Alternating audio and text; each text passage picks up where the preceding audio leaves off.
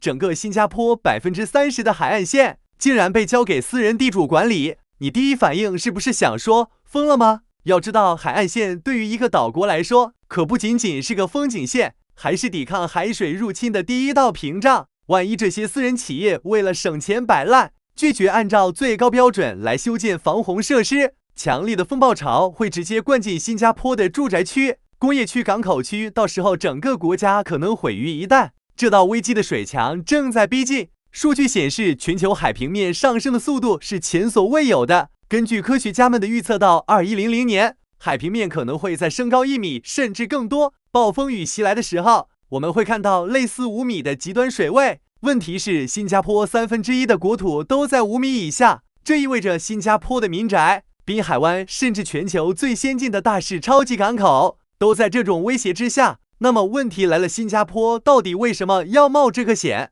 是为了赌运气吗？还是其实另有打算？答案或许比你想象的复杂、更大胆、更昂贵。其实这根本不是赌博，而是一场高精度、深思熟虑的国家生存战。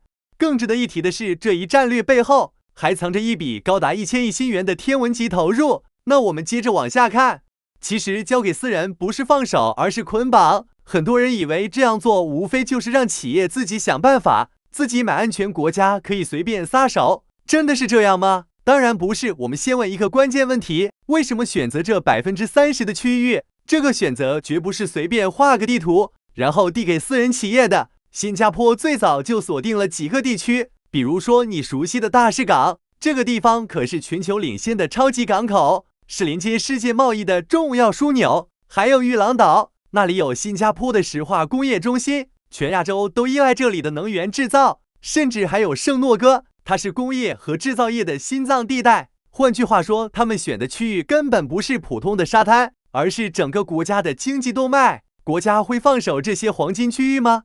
当然不会。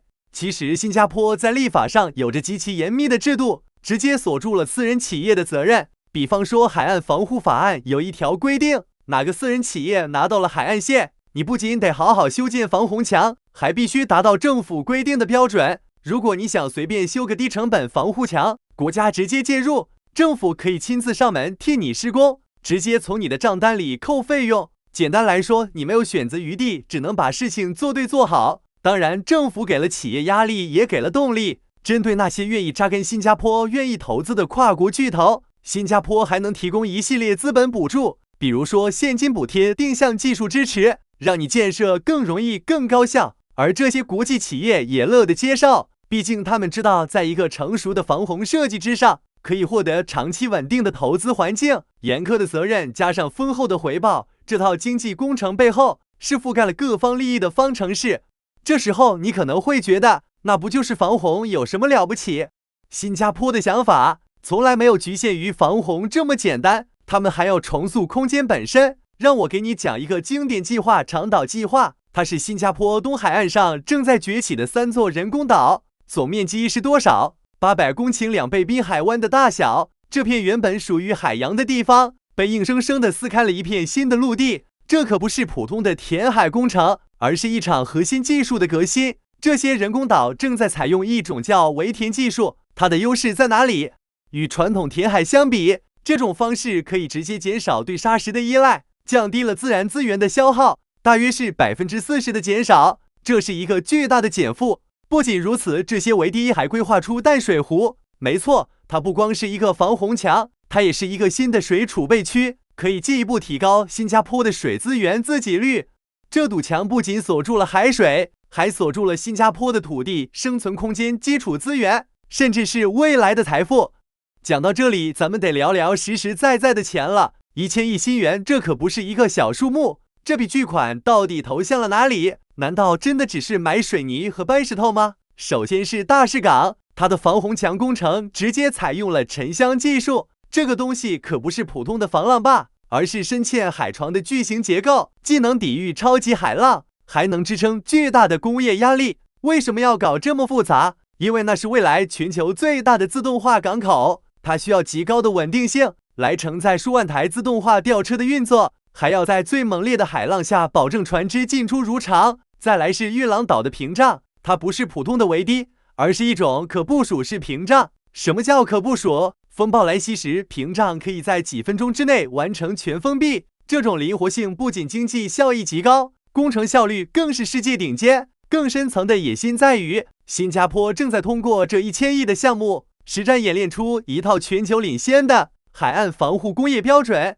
我们已经制定了 COP2100 准则，也就是把100年后海平面上升的标准直接写进今天的每一份施工图纸里。这意味着未来当全世界的沿海城市，不管是伦敦、纽约还是雅加达，当他们开始发愁淹水问题时，他们就会发现新加坡已经把所有的坑都踩过了，所有的技术都练熟了。到那时，新加坡出口的就不仅仅是水务技术，而是整套的城市生存方案。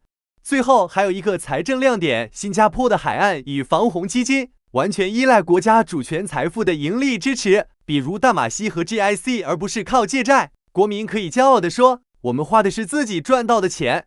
说完了政府的宏大叙事，咱们来聊点跟普通人生活息息相关的。你可能会说，阿明，我不住在沿海，我也不在工厂上班，这1000亿跟我有什么关系？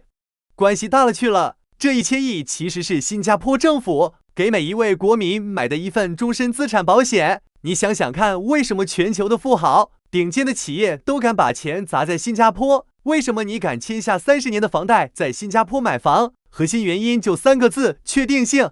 你知道，哪怕50年、100年后，你的房子依然会干爽如初，你周边的基建依然高效运作。在其他一些海滨城市，由于气候风险，保险公司已经开始拒保部分沿海房产，银行也开始缩减贷款。这意味着那些地方的资产在物理上还没沉没之前，在价值上就已经开始崩盘了。但新加坡不一样，政府通过法案告诉全世界，我砸了1000亿，我保证这里的每一寸土地都是安全的。这就相当于给全岛的房产价值做了最硬核的背书。这种资产的保值性，就是新加坡给国民最高的隐形福利。我们要自豪的不仅仅是这1000亿的巨款，更是这种走一步看50步的系统前瞻性。当全世界大部分地方还在为了明年的选票或者明年的预算争论不休时，新加坡已经把2100年的账给结了，把2100年的防御阵的给布好了。这种执行力让我们不必像某些低海拔邻国那样去头疼迁都还是等烟。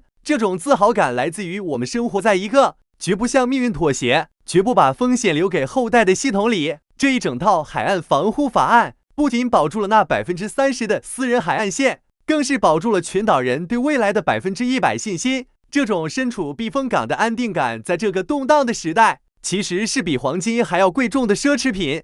所以这1000亿新元的背后，它是一场关于生存权和发展权的世纪赌局。新加坡政府的胆大其实不是莽撞，而是深思熟虑的战略执行力。从设计最安全的海岸线到输出全球化的解决方案，这座小岛没有选择等待自然，而是主动在浪潮面前重新设计自己的命运。听到这里，如果你觉得新加坡这种做法有启发，可以告诉我你的想法。